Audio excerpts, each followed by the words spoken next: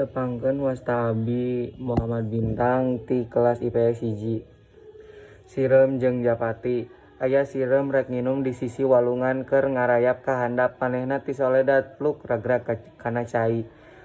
Hadena caina rada ngeuyeumbe palebah dinya mah tapi keukeuh bae ari ngojay ka sisi mah manehna teu bisaeun. Sireum gegeroan, "Tulung ieu kuring rek pikeurelep tulungan." Kebeneran aya Japati keur cindeten dina dahan kai anu nyodor kaluhureun cai. Kadengieun aya sireum gegeroan menta tulung. Barang ngareret ka handap. Katenjoeun sireum keur kokosehan Japati karunyaeun. Geleber hiber bari ngegel daun salembar. Sok diasongkeun daun teh ka hareupeun sireum. Sireum tuluy muntang kana daun.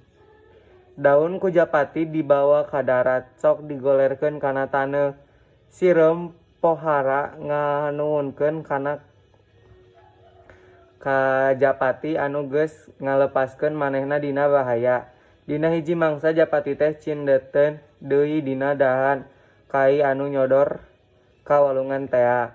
Sireum anu baheula ditulungan ku manehna oge kabeneran aya di handapeun tangkal.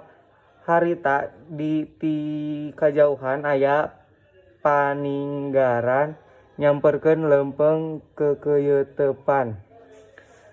Teu talangke deui buru-buru sireum nyamperkeun Japati bari ngaharewas ka manehna. "Heh Japati, buru-buru geura bage, geura hiber. Tuh aya paninggaran keur ngintip." Paninggaran geus ngawengkang bedilna. Teu lila Japati buru-buru geleber hiber. Isukna Japatina panggih deui jeung sireum ceuk Japati. "Nuhun pisan, kadang sireum kuring geus ditulungan ku anjeun lepas tina balai."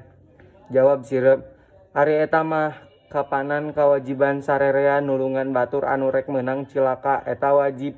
Komo ieu mah kuring ayeuna hirup keneh teu lantaran geus ditulungan ku sampean."